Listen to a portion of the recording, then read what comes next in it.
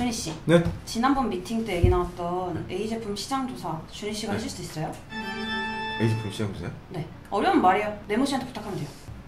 동물님이 이번 주까지 끝내라고 했던 D 제품 기획도 아직 못 끝냈는데. 아니 언제까지 해드려야 돼요?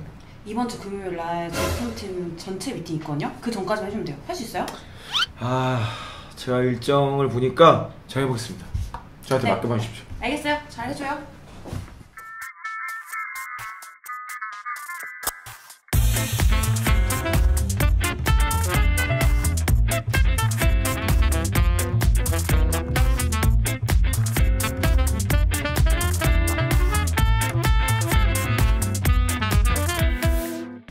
준희씨 많이 피곤해 보이는데 괜찮아요? 너무 안색이 안 좋은데? 괜찮아요. 화이팅! 네, 괜찮아요. 쉬어가면서 해요? 네, 화이팅! 준희 씨, D 제품 기획안 좀 줄래요? 제가 그 오후 미팅 전에 한번 검토해보면 좋을 것 같은데 그거 좀 한번 줘봐요.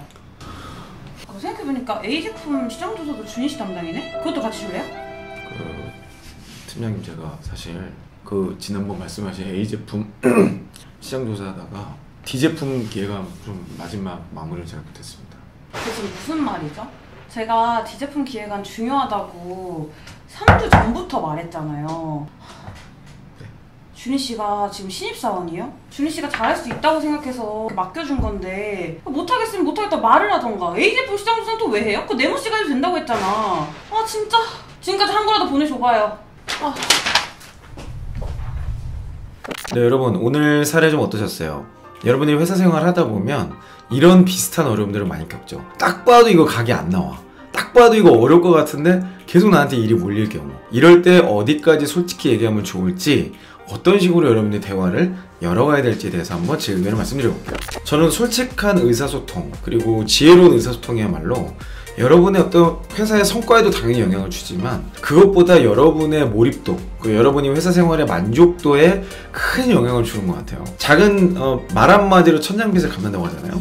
작은 말의 변화가 아마 여러분들의 직장 생활을 굉장히 크게 바꿔놓을 겁니다. 오늘 봤던 이런 사례처럼 여러분들이 뭔가 막 일이 몰려올 때, 그리고 여러분들이 뭔가 핸들링하지 못할 것 같은 일이 주어질 때 이렇게 소통하면 좋겠다라는 카테고리를 3가지로 좀 정리해보고 싶어요. 상황을 살피고, 관계를 살피고, 나의 말투, 대화 방식을 살펴보세요. 자, 먼저 첫 번째로 상황부터 좀 살펴볼까요? 솔직하게 말해야 될 상황이 있고, 솔직하게 말하지 않아도 되는 상황이 있는 것 같아요. 우리가 회사에서 일을 하다 보면 반드시 이런 2가지 상황에 직면하게 됩니다. 근데 솔직하게 말해야 될 상황은 뭐냐면요, 큰 문제가 생길 것, 또는 내가 책임을 완수하지 못할 것 같은 것이 인지된 상황이에요. 그래서 이건 이런 것 때문에 어렵다라는 걸 반드시 이야기를 해야 됩니다. 여기서 주의해야 될 건요, 안 된다는 이야기만 하면 그렇게 답답한 게 없어요.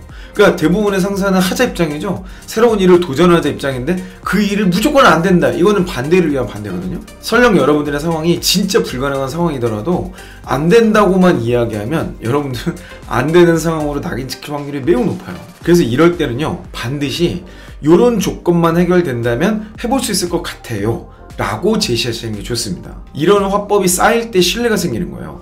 저 사람은 어려운 상황에서도 이런 도움을 요청하는구나. 그게 어떨 때는 조직일 수도 있고, 사람일 수도 있고, 뭐 돈일 수도 있겠죠?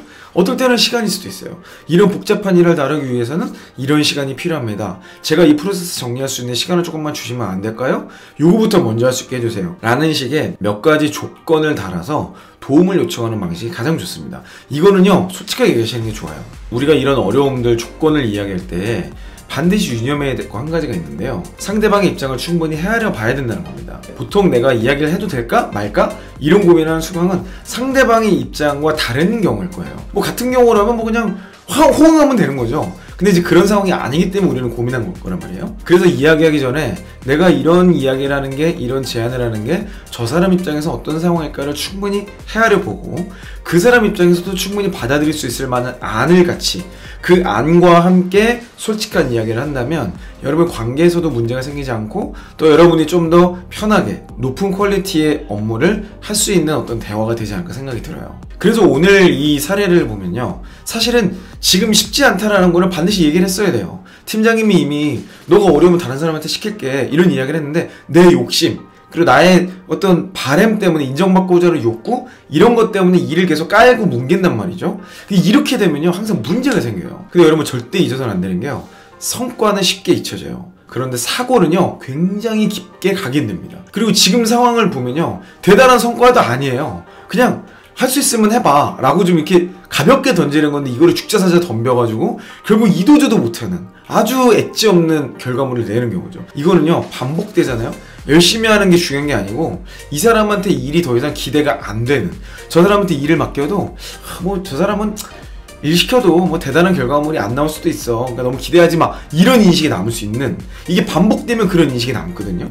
그런 상황이에요. 차라리 내가 할 수 있는 선에서 최선을 다할 수 있는 환경을 도움 요청하는 게 좋다. 네가 안 해도 돼 라는 상황이라면 내가 맡은 나의 책임을 먼저 완수하는 게 선행돼야 되지 않을까? 그런 생각이 좀 들어요.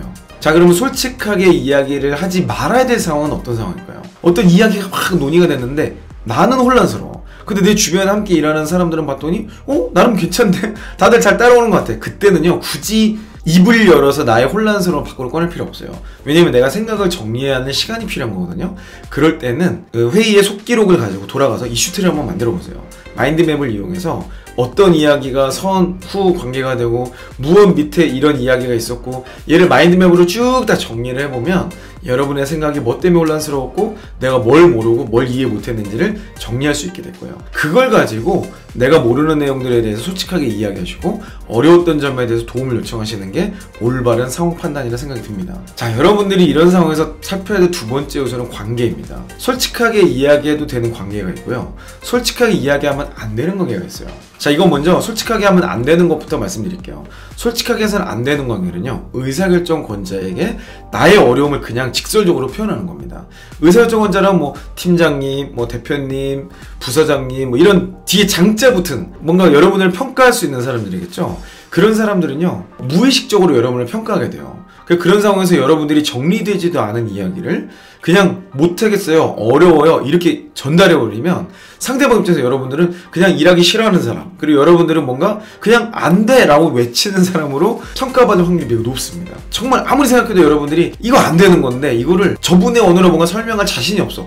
그럴 때 하는 방법이 뭐냐면 그 의사결정권자의 최측근과 소통하는 거예요. 그분은 적어도 그 대표님, 팀장님의 언어 그리고 상황 이런 걸 잘 이해하고 있기 때문에 여러분이 어려움을 이야기했을 때 충분하게 이거는 너가 잘못된 거다, 이건 너가 생각을 바꿔야 된다, 혹은 이거는 팀장님께 내가 말씀을 드려야겠네, 이런 식으로 판단을 해줄 수 있어요. 여러분의 생각이 잘못된 건지 아닌지를 확인하는 차원에서도, 그리고 여러분의 어려움을 조금 부드럽게 전달하는 쿠션을 한번 거치는 관점에서도 그 최측근을 이용하는 것은 굉장히 좋은 지혜로운 의사소통 방법입니다. 자, 근데 여기서 주의할 게 있어요. 최측근이라 하더라도 그 의사결정권자와 관계가 안 좋은 경우가 있어. 서로 좀 신뢰가 깨졌다거나 뭔가 좀 하여튼 대화가 안 되는 경우가 있어. 그 경우는요 안 가시는 게 좋습니다. 왜냐면 여러분이 진짜 굉장히 리즈너블한 어려움을 이야기를 했는데 그 사람이 말을 잘못 전달해가지고 더 열폭하는 경우가 있어요. 그럼 괜히 그런 말 했단 말이야 그래서 화가 나가지고 괜히 여러분 잘못 전할 만한 사람한테는 그냥 안 하는 게 훨씬 낫다. 그래서 정말 대표님이 저 사람을 신뢰하는 것 같고 대표님이나 팀장님께 영향력 있는 사람이라면 그 사람에게 솔직하게 이야기해보는 것도 굉장히 좋은 지혜가 되겠죠. 자, 오늘 사례를 보면요, 내 대화의 상대는 팀장님이에요. 그럼 팀장님께 다이렉트로 얘기가 어렵다 그러면 나의 동료, 아까 네모 사원도 나오고 여러 명이 있는 것 같잖아요. 그 다른 사람에게 한번 조언을 구해보거나 그 사람을 통해서 나의 어려움에 대해서 진단을 요청하는 이런 쿠션을 한번 겪어보는 게 저는 더 지혜로운 방법이 아닐까 생각이 드네요. 자, 근데 여기서도 중요한 건요, 내가 나름 최선을 다하고 있다는 상황을 충분히 어필하는 겁니다.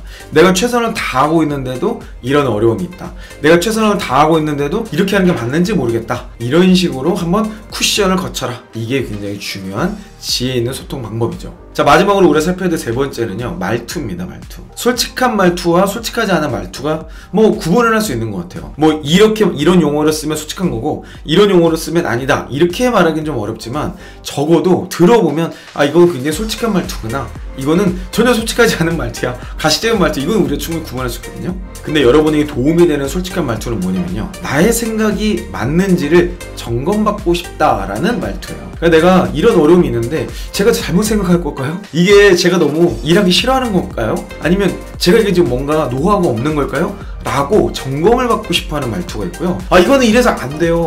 말이 안 되잖아요.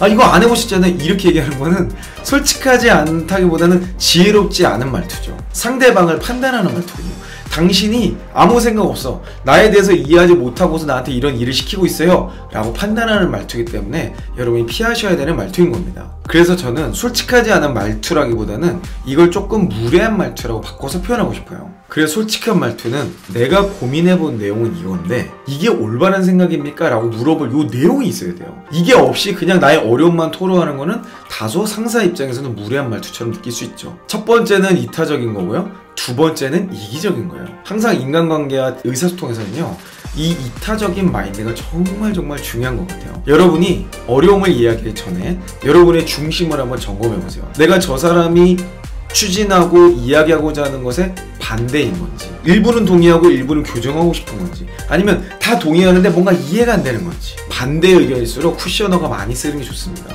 그리고 최대한 저 사람의 입장에서 생각해 보려고 했던 노력을 이야기하는 게 좋아요. 상대방의 동의도가 높을수록 쿠셔너는 많이 필요 없어요. 근데 반대하는 입장이 클수록 쿠셔너와 내가 당신을 이해하려고 노력했다라는 이런 노력의 메시지가 많이 들어가는 게 좋습니다. 대화에는요, 내용과 함께 타이밍도 굉장히 중요한 것 같아요. 이 두 가지에 대해서 여러분들이 계속해서 학습하시고 또 실제 적용해 보시면서 의사소통이 대인관계로 발전하는 그런 여러분이 되었으면 좋겠습니다. 여러분, 저는 앞으로도 계속해서 여러분들의 몰입도 넘치는 회사 생활을 위해서 함께 하도록 하겠습니다. 여러분 화이팅 하시고요. 저는 다음 영상에서 뵙도록 할게요. 이상 이영이었습니다.